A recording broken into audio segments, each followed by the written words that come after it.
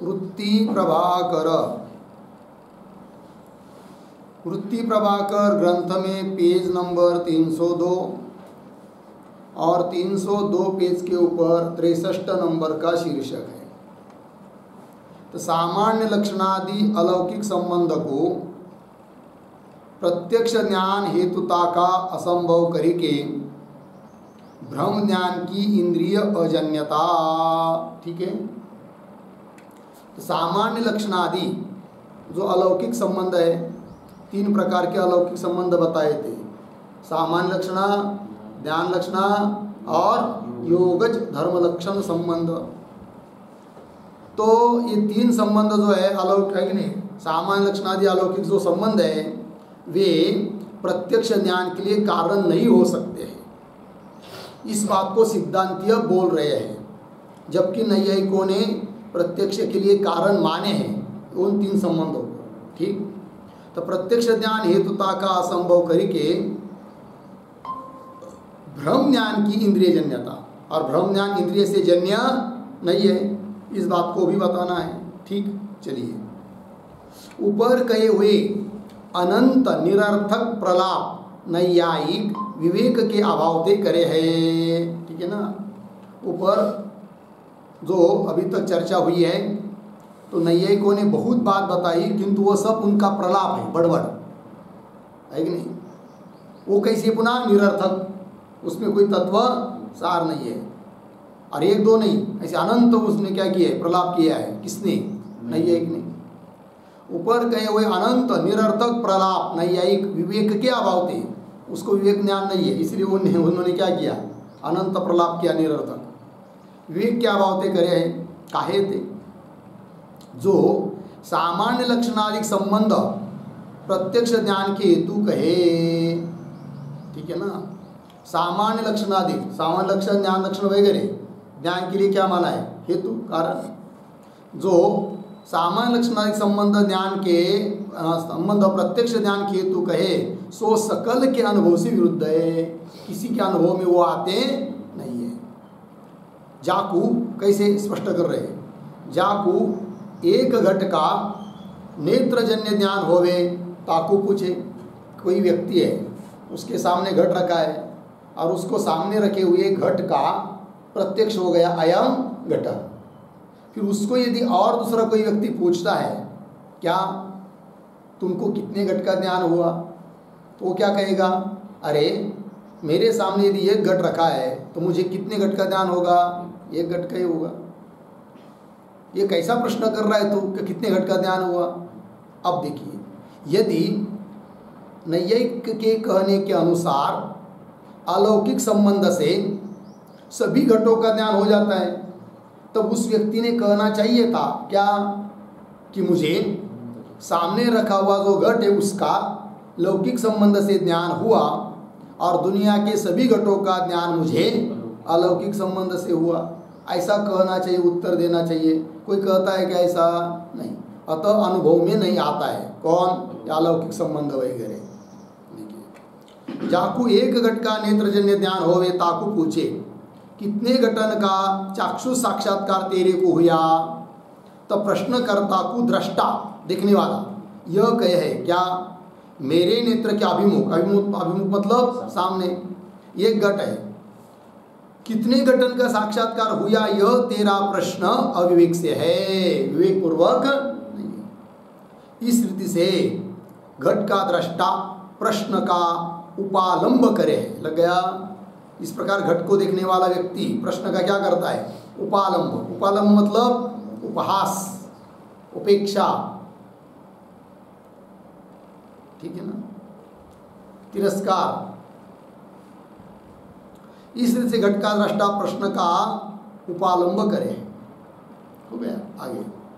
नैयायिक रीति से लौकिक अलौकिक भेद से सकल घट के प्रत्यक्ष की सामग्री होने थे, बराबर है कि लौकिक और अलौकिक भेद से यावत जगत के समस्त घट के प्रत्यक्ष की क्या है, सामग्री। सामने वाले घट की प्रत्यक्ष की सामग्री लौकिक संबंध, बाकी दुनिया के सभी घट के प्रत्यक्ष की सामग्री अलौकिक संबंध। नैयायिक रीति से लौकिक अलौकिक भेद से सकल घट के प्रत्यक्ष की सामग्री होने थे, उपालंब संभवे फिर सामने वाले ने क्या नहीं करना चाहिए? उपालंब प्रश्न है कि नहीं, घटद्रष्टा है, उसने इसके प्रश्न का उपालंब, तिरस्कार, उपेक्षा, उपहास नहीं करना चाहिए। फिर क्या कहना चाहिए? ऐसा उत्तर कहना चाहिए, क्या ये घट का लौकिक चाक्षुष हुआ, सामने रखा है घट, उसका लौकिक संबंध से मुझे क्या हुआ? चाक्षुष प्रत्यक्ष हुआ। अलौकिक चाक्षुष साक्षात्कार सर्व का हुआ, मतलब दुनिया की सभी घटों का मुझे प्रत्यक्ष हुआ, किससे? अलौकिक संबंध से। अलौकिक चाक्षुष साक्षात्कार सर्व का हुआ है, लग गया। और व्यवहित घट का साक्षात्कार सुनी सर्व के हृदय में विस्मय हो गए। एक और खंडन कर रहे हैं, घट का है व्यवहित दूर, और उसका भी साक्षात्कार मान रहा है कौन? नहीं है कि नहीं? सबको क्या होगा फिर? हंसी होगी, अरे घट तो है नहीं सामने, कहाँ दुनिया में पड़ा है घट, और उसका भी प्रत्यक्ष मान रहा है। व्यवहित घट का साक्षात्कार सुनकर सर्व के हृदय में विस्मय मतलब आश्चर्य हो गए।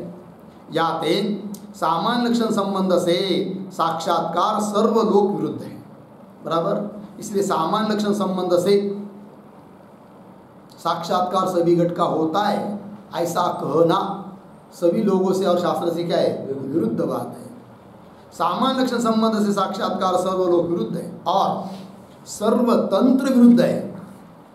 सर्वलोक विरुद्ध है और सर्वतंत्र, तंत्र मतलब शास्त्र है, सभी शास्त्रकार के दृष्टि से भी विरुद्ध बात है, सर्वतंत्र विरुद्ध है। हो गया आगे। परंतु एक घट का साक्षात्कार होवे तो घटांतर की सजातीयता से स्मृत्यादि संभव है। यह घट का क्या हुआ? साक्षात्कार। फिर उसी घटत्व जाति वाले बाकी के घटों की स्मृति हो सकती है, जिन घटों का पूर्व में अनुभव किया है उनकी क्या हो सकती है? स्मृति हो सकती है, किंतु प्रत्यक्ष नहीं। परंतु एक घट का साक्षात्कार होवे तब घटांतर की सजातीयता से स्मृत्यादि संभव है। तैसे सुरभि चंदनम, इस रीति से चंदन में सुगंध धर्मावगाही चाक्षुष साक्षात्कार ज्ञान रूप संबंधते नेत्रजन्य होवे, बराबर। इस रीति से चंदन में सुगंध धर्मावगाही, सुगंध धर्म को विषय करने वाला कौन? चाक्षुष साक्षात्कार, चाक्षुष प्रत्यक्ष। चाक्षुष साक्षात्कार ज्ञान रूप संबंधते नेत्रजन्य होवे है, ऐसा कहा था किसने? नैयायिक ने। तो यह कथन भी नैयायिक का विरुद्ध है, किंतु ये भी नैयायिक का कहना ठीक नहीं। काहे थे? जा पुरुष को चंदन का साक्षात्कार होवे ताकू यह पूछे, जिसको दूर चंदन की लकड़ी देखकर ये ज्ञान हो गया कि सुगंधी चंदना, जिसको साक्षात्कार हुआ, उसको यदि पूछेंगे क्या? जा पुरुष को चंदन का साक्षात्कार होवे ताकू यह पूछे किम दृष्टम, क्या देखा तुमने? तो दृष्टा यद्यपि ऐसे कहे है, देखने वाला क्या बोलता है? सुगंधी चंदनम दृष्टम, मैंने सुगंधी चंदन को देखा। तथापि फेरी विवेचन से पूछे और स्पष्टीकरण के लिए और उसको प्रश्न करेंगे, ठीक है, जिसने देखा है उसको, क्या चंदन में सुगंध है? यह ज्ञान तेरे को किस रीति से हुआ? बताओ। चंदन में सुगंध है, ये तुमको कैसे समझ में आया? क्योंकि घ्राण इंद्रिय से तो समझ में आया कह नहीं सकता, क्योंकि चंदन दूर पर पड़ा है। तो इस चंदन में सुगंध है, यह ज्ञान तेरे को किस रीति से हुआ? तो दृष्टा यह कहे है क्या? श्वेत चंदन है, या ते सुगंध या में अवश्य होवेगा। इसमें क्या है? श्वेत चंदन सफेद है ना, और सफेद चंदन में होता है क्या? सुगंध। जरूर इसमें क्या होगा? फिर सुगंध होगा, इसलिए मुझे ज्ञान हुआ। इसका मतलब वो जो उत्तर देने वाला है वो ये थोड़ी कह रहा है कि सुगंध का मुझे प्रत्यक्ष हुआ, वो तो अनुमिति ज्ञान जैसा बोल रहा है कि नहीं? श्वेत चंदन है, याते सुगंध या में अवश्य होवेगा। क्यों? रक्त चंदन में सुगंध नहीं होवे, लाल चंदन जो होता है उसमें सुगंध नहीं होता है। इस रीति से, इस रीति के श्वेत में गंध होवे, श्वेत चंदन में क्या होता है? गंध। इस रीति से सुगंध ज्ञान में अनुमान जन्यता के सूचक वचन कहे है। सुगंध ज्ञान में क्या बोलता है वो? जैसे कि मुझे सुगंध का ज्ञान अनुमान से हुआ, इस प्रकार के वाक्य प्रयोगों कर रहा है, बोल रहा है। अनुमान जन्यता के सूचक वचन कहे है। और नेत्र में सुगंध का साक्षात्कार मेरे को हुआ, ऐसा उत्तर कहे नहीं। नेत्र के द्वारा मुझे सुगंध का प्रत्यक्ष हुआ, ऐसा कोई बोलता नहीं है। नेत्र से सुगंध का साक्षात्कार मेरे को हुआ है, ऐसा उत्तर कहे नहीं। लगे ना? याते सुगंध का ज्ञान नेत्रजन्य प्रत्यक्ष रूप नहीं, इसलिए सुगंध का ज्ञान क्या नहीं है? नेत्रजन्य प्रत्यक्ष रूप नहीं, जबकि नैयायिक ने प्रत्यक्ष रूप माना है। याते सुगंध का ज्ञान नेत्रजन्य प्रत्यक्ष रूप नहीं, किंतु सुगंध अंश में वह ज्ञान अनुमिति है और चंदन अंश में प्रत्यक्ष है। लगा इतना? और सुगंधि चंदना, इस वाक्य प्रयोग वाले चंदन दृष्टा को पूछे। बराबर?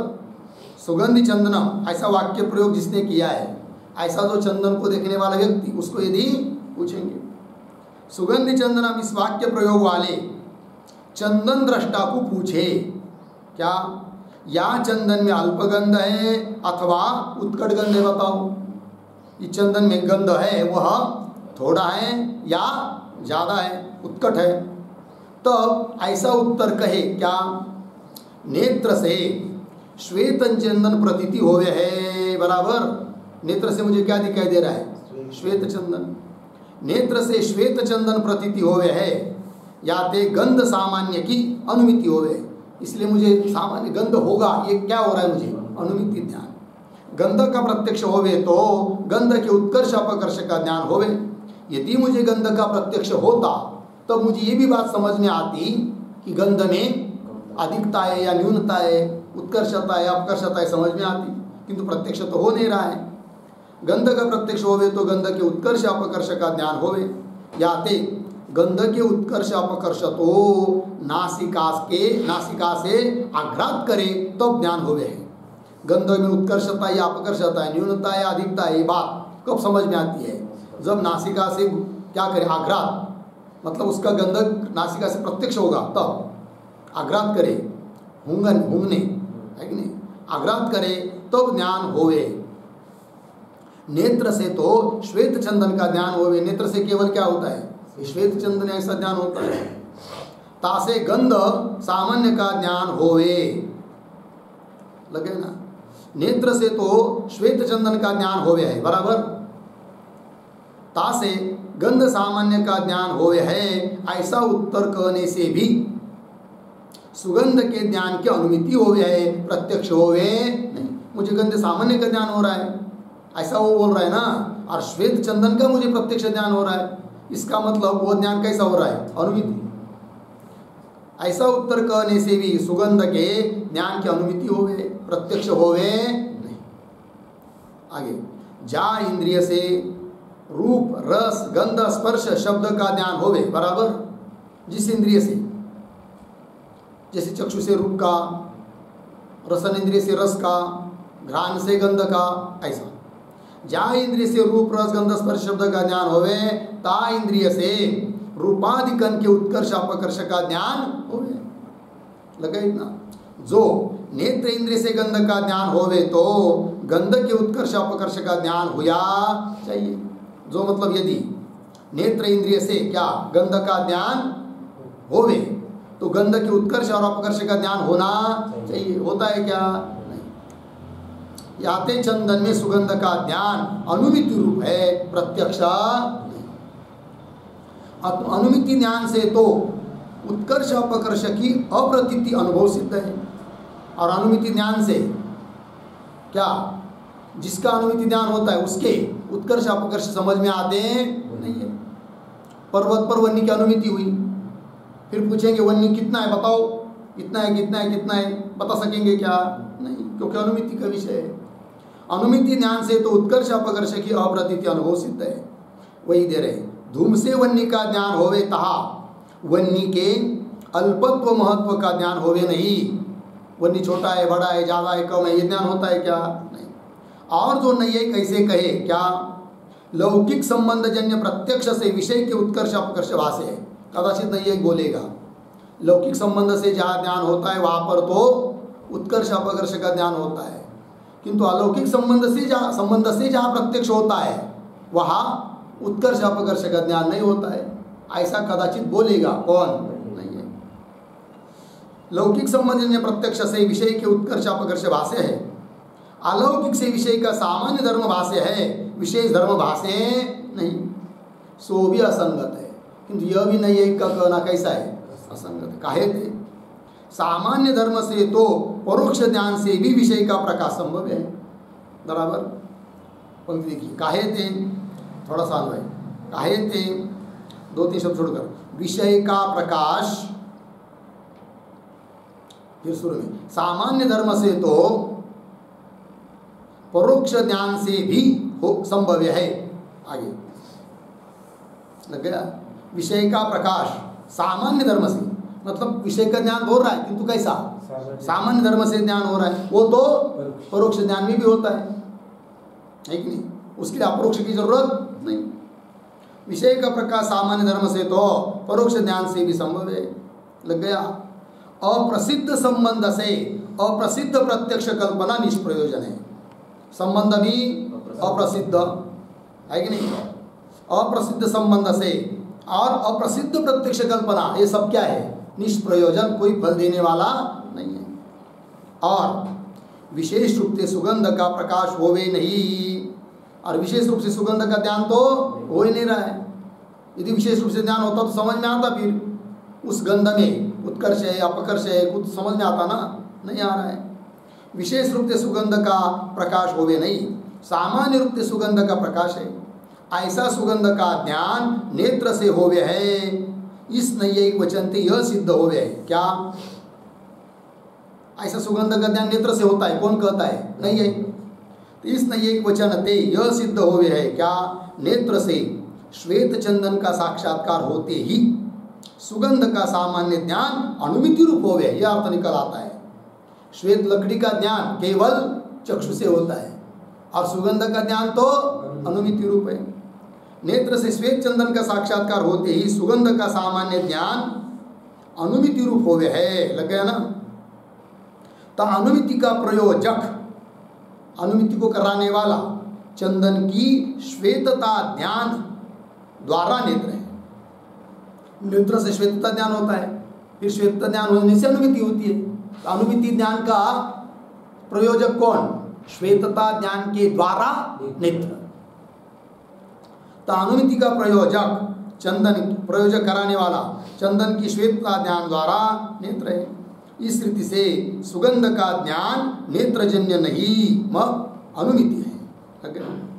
और जो नैयायिक ऐसे कहे, कदाचित नैयायिक पुनः बोलेगा क्या, यद्यपि नेत्रजन्य सुगंध का ज्ञान उत्कर्ष अपकर्ष को प्रकाशे नहीं। लग गया, यद्यपि क्या, नेत्रजन्य सुगंध का ज्ञान इस बात को प्रकाशित नहीं कर रहा है कि सुगंध में उत्कर्षता है या अपकर्षता है। यद्यपि नेत्रजन्य सुगंध का ज्ञान उत्कर्ष अपकर्ष को प्रकाशे नहीं, याते अनुमिति के समान है। लग गया, तथापि अनुमिति रूप संभव है नहीं, तो भी वो अनुमिति रूप नहीं है, अनुमिति के समान है ऐसा बोलेगा कौन, नहीं है। काहे ते सुगंधि चंदनम, यह ज्ञान एक है दो नहीं। लग गया, सुगंधि चंदनम यह ज्ञान कैसा है, एक है दो नहीं। एक ही ज्ञान को कौन बोल रहा है, सब नहीं है। तथापि अनुमिति रूप संभव है नहीं, कौन कहेगा, नहीं है। प्रत्यक्ष रूप ही अनुमिति के समान है, अनुमिति रूप नहीं। क्यों अनुमिति रूप नहीं है, इसलिए कि यह ज्ञान एक है। यदि इस दो में दो होते कि चंदन का तो प्रत्यक्ष और सुगंध में अनुमिति, तब दो ज्ञान एकत्र होते, किंतु सुगंधि चंदनम यह ज्ञान एक है कि दो है, एक है। सुगंधि चंदनम यह ज्ञान एक है दो नहीं। एक ही ज्ञान को सुगंध अंश में अनुमितिता और चंदन अंश में प्रत्यक्षता कहे तो तब होगा क्या, अनुमितित्व प्रत्यक्षत्व विरोधी धर्म का समावेश होगा। दो विरोधी धर्म एक जगह मानने पड़ेंगे, किंतु ऐसा कहीं पर भी होता नहीं है। अनुमितित्व प्रत्यक्षत्व विरोधी धर्म का समावेश होगा। लग गया, याते सर्व अंश में प्रत्यक्ष है, इसलिए सुगंधि चंदनम यह सभी अंश में क्या है, प्रत्यक्ष है। ऐसा कहेगा कौन, नहीं है।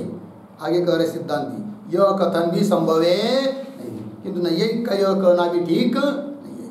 काहे ते तेरे मत में एक ज्ञान में जैसे लौकिकत्व अलौकिकत्व विरोधी धर्म का समावेश है कि नहीं। सुगंधी चंदनम, ये कई ज्ञान है कि नहीं? तो नहीं, को पूछ रहे वेदांती, ये नहीं है सुगंधी चंदनम, यह ज्ञान तुम एक मानते हो या दो? एक, बराबर। किंतु उसमें तुम क्या कर रहे हो? चंदन उसमें लौकिकत्व, लौकिक प्रत्यक्ष है, सुगंध उसमें अलौकिकत्व, जबकि दो विरोधी धर्म है। जब तुम्हारे हिसाब से दो विरोधी धर्म एक जगह रह सकते हैं, तो प्रत्यक्षत्व अनुमितित्व इन विरोधी धर्मों को एक जगह रहने में क्या तुमको दिक्कत है? बात समझ में? जैसे लौकिकत्व अलौकिकत्व विरोधी धर्म का समावेश, समाज मतलब एकत्र रहना है, तैसे अनुमितित्व प्रत्यक्षत्व का भी एक ज्ञान में समावेश संभव है, बराबर। और प्रत्यक्षत्व अनुमितित्व का विरोध तो न्याय शास्त्र के संस्कार वाले को प्रतिद्वंद है। जिसको न्याय शास्त्र के संस्कार है उसको ये मालूम पड़ता है कि दो विरोधी धर्म है करके, अनुमितित्व और प्रत्यक्षत्व संस्कार वाले को प्रतिद्वंद है। और लौकिकत्व अलौकिकत्व तो परस्पर अभाव रूप है, क्या है? और लौकिकत्व अलौकिकत्व तो परस्पर अभाव रूप है, याते तीन का विरोध सर्वको भाष्य है। देखो भाई, लौकिकत्व अलौकिकत्व, लौकिकत्व का अभाव अलौकिकत्व, अलौकिकत्व का अभाव लौकिकत्व, है कि नहीं? और ये सब लोग जानते हैं इसको, है कि नहीं? तो अनुमितित्व और प्रत्यक्षत्व ये विरोधी धर्म है, एक जगह रह नहीं सकते। ये बात तो केवल न्याय के संस्कार वाले जान सकते हैं, किंतु तुम तो नैयायिक सुगंधि चंदनम इस ज्ञान में ऐसे दो विरोधी धर्मों को एकत्र मान रहे हो कि जिन दो विरोधी धर्मों को सब लोग जानते हैं, तो सभी लोगों के साथ क्या हो रहा है? विरोध। ये बात देखो, प्रत्यक्षत्वानुमितित्व का विरोध तो न्याय शास्त्र के संस्कार वाले को प्रतिद्वंद है, और लौकिकत्व अलौकिकत्व तो परस्पर अभाव रूप, परस्पर में विरुद्ध है, अभाव रूप है, याते तिनका विरोध सर्वको भाष्य है। लग गया? काहे ते प्रतियोगी अभाव का परस्पर विरोध है, काहे ते शब्द क्यों? प्रतियोगी और अभाव इनका परस्पर क्या होता है? विरोध, परस्पर विरोध है। यह सकल लोक में प्रसिद्ध है। लग गया? याते लोक प्रसिद्ध विरोध वाले धर्मन का समावेश नैयायिक माने। लग गया? इसी लोक प्रसिद्ध विरोध वाले धर्म, लौकिकत्व अलौकिकत्व, और उनका समावेश नैयायिक एक जगह मानता है। लोक प्रसिद्ध विरोध वाले धर्मन का समावेश नैयायिक माने, याति विरोधी पदार्थन का समावेश नहीं, यह वाक्य निर्लज्जता मूलक है। अतः नैयायिक यदि कहता है कि विरोधी धर्म एक जगह रह नहीं सकते, यह उसका कहना क्या है? निर्लज्जता मूलक है। निर्लज्जता मतलब कैसे? स्वयं ही विरोध धर्म एक जगह मान रहा है, हाँ, और पुनः बोलता क्या है कि विरोधी धर्म एक जगह रह नहीं सकते। लौकिकत्व अलौकिकत्व एक जगह मान रहा है कि नहीं, और पुनः वह ऊपर से क्या बोलता है? लौकिक कोई भी विरोध धर्म एक जगह रह नहीं सकते। अतः ये क्या है?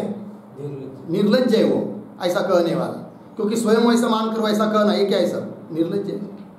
यदि उसको कुछ लाभ होती है कि नहीं, शर्म होती, तब ऐसा नहीं बोलता हो, क्योंकि वो सोचता अरे भाई हमने तो गड़बड़ कर दिया, विरोध धर्म एक जगह माना है, फिर कैसा हम कहे कि विरोध धर्म एक जगह नहीं रहते करके, किंतु धड़ाधड़ से बोल रहा है।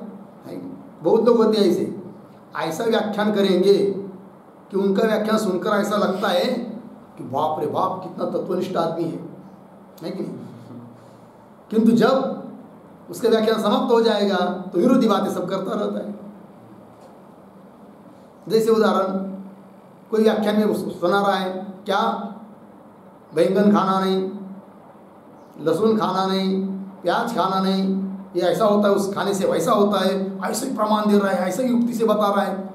सुनने वाले को लगता है देखो ये आदमी बैंगन नहीं खाता होगा, लहसुन नहीं खाता होगा, प्याज नहीं खाता होगा, बराबर है कि नहीं? क्योंकि उसके व्याख्यान अरे क्या समाप्त होते हैं है नहीं, पंगत में जब बैठता है तो वो स्वयं करा अरे प्याज लाओ, लहसुन लाओ, तो उसका कहना कैसा हुआ? फिर निर्लज्ज जैसा हुआ, क्योंकि स्वयं ऐसा कर नहीं रहा है और बोल रहा है तो निर्लज्ज हुआ।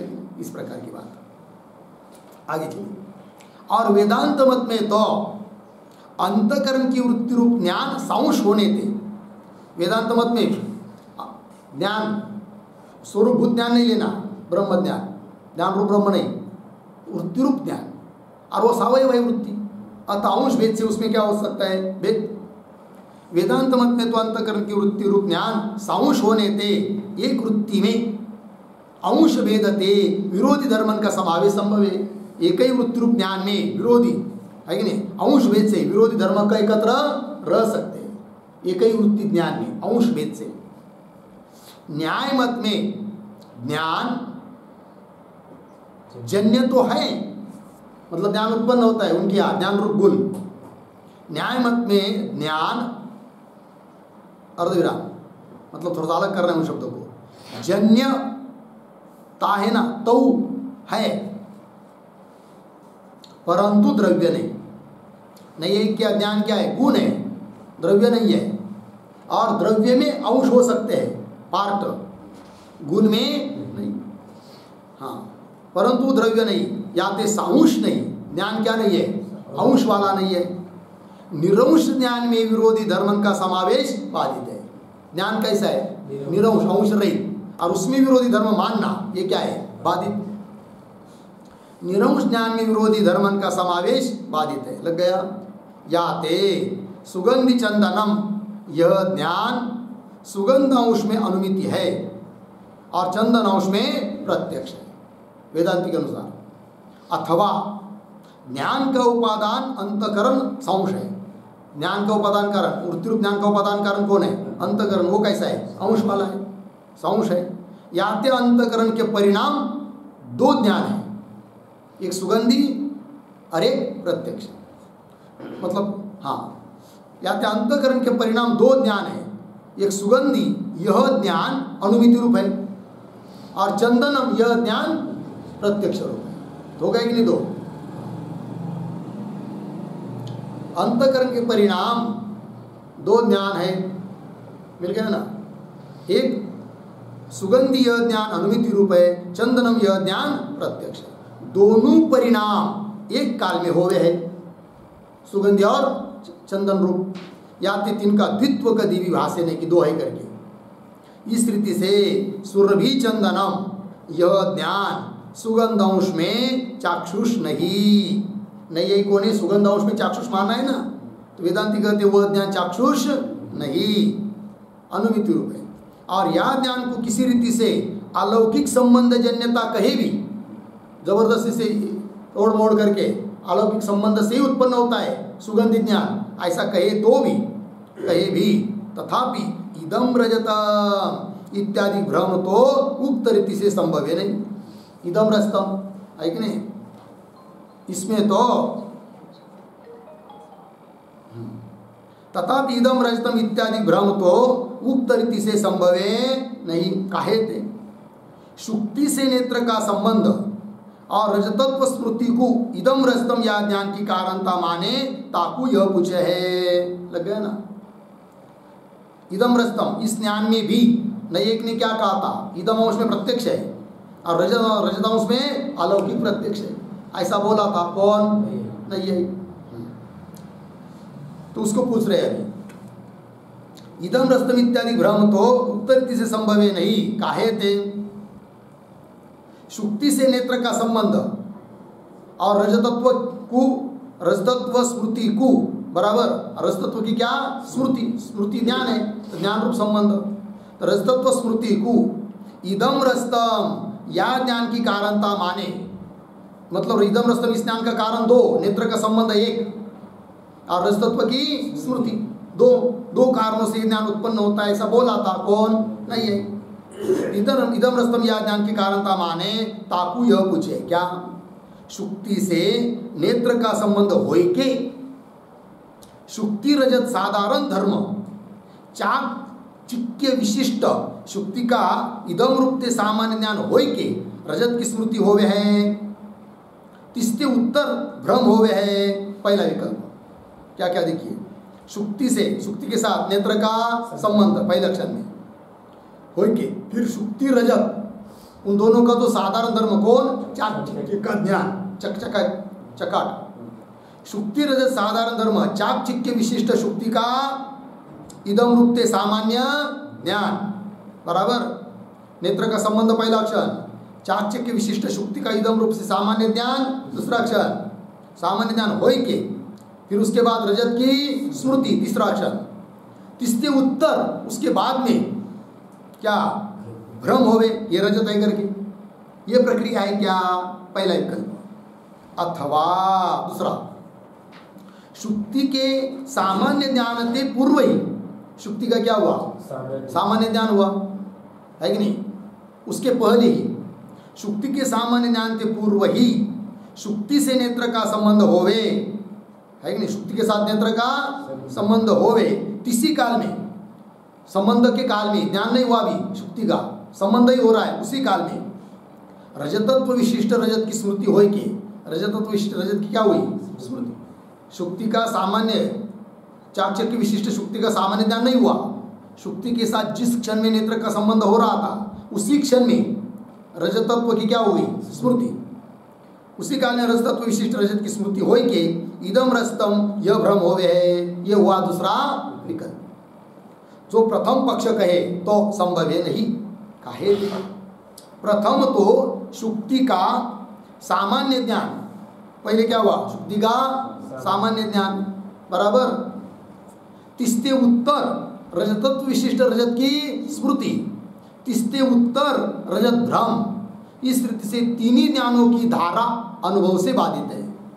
इस प्रकार ज्ञान की धारा अनुभव में आती है क्या, मुझे पहले क्षण में ये हुआ, बाद में ये हुआ, बाद में ये हुआ, अनुभव में आती नहीं है। इस रीति से तीनों ज्ञानों की धारा अनुभव से बाधित है। इदम रजतम, यह एक ही ज्ञान सर्व को प्रतीत होवे है, अतः पहला विकल्प उसका मानना ठीक नहीं।